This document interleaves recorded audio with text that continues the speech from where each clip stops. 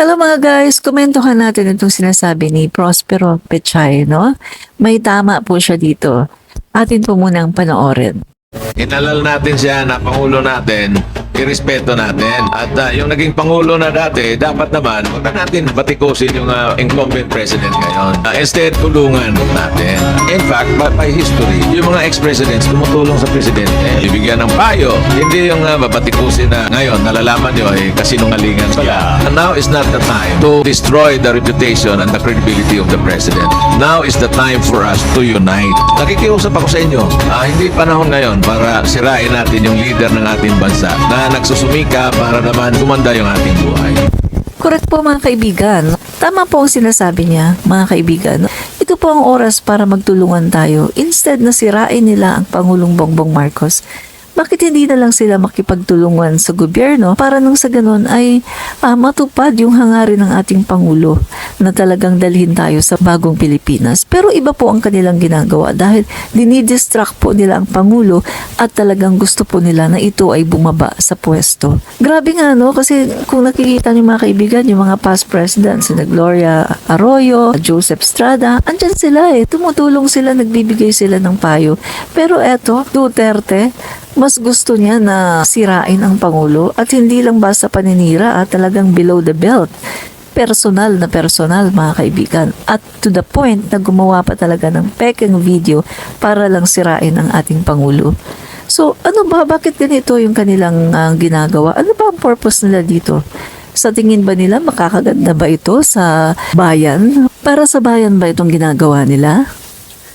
Mga kaibigan, hindi po para sa bayan ang ginagawa nila, kundi para sa kanilang sariling kapakanan. Alam naman natin ang motibo ng mga taong yan. Bakit nila ginagawa ito? Bakit nila pinapabagsak ang ating Pangulo? Halos lahat ng kanilang mga baho ay naglalabasan na unti-unti.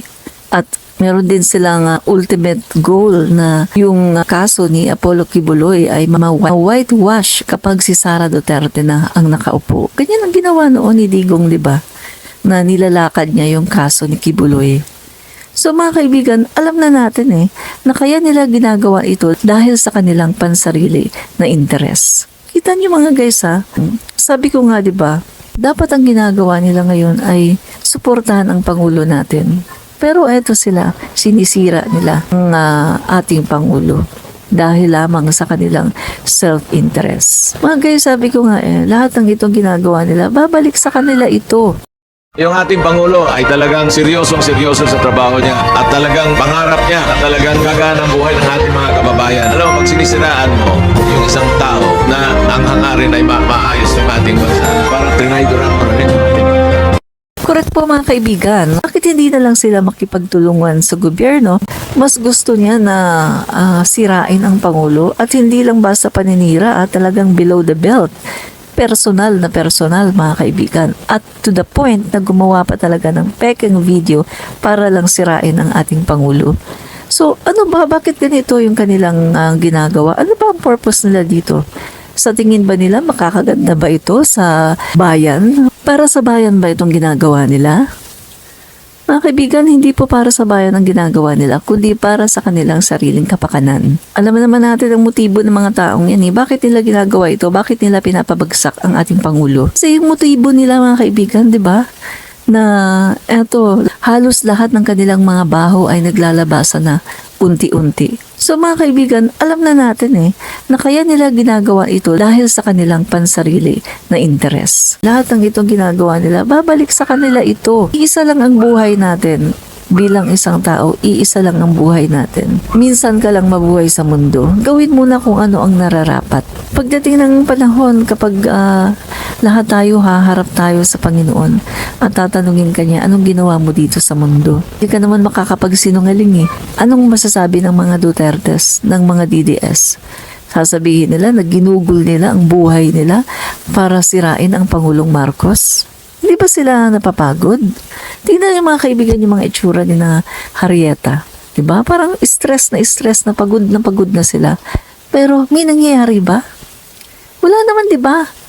Ang suporta ng taong bayan kay President Marcos Jr. ay intact pa rin. Wala namang nangyayari eh. Kahit anong gawin nilang batikos since 2021, noong si Pangulong Bongbong Marcos ay tumatakbo pa lang sa pagkapangulo, binabatikos na nila dahil ayaw nila na tumakbo as president dahil nga si Bongo ang kanilang sinusulong at Inday Sara. So makikita natin mga kaibigan, wala namang nangyayari eh. Ang dami na nilang ginawa, ang dami na nilang effort, meron pa silang PDEA leaks na peke, tapos eto ngayon deepfake video. Halos lahat na ng kasamaan, ginawa na nila kay Pangulong Marcos Jr. Pero nagtagumpay ba sila? Hindi naman, di ba? Hindi ba sila napapagod sa kanilang ginagawa? Mga kaibigan, hindi sila magtatagumpay. Nandyan ang Panginoon. Hindi papayagan ng Panginoon na maghari ang kadiliman.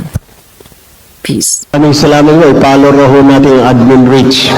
Congratulate ko lang po ang joint effort ng Congress at ng PTB4 sa napakagandang programa po na ito. Admin Reach. Ang napakalat na balita ng mga taong gusto lang talaga sila. Comentarista. Guard fake news!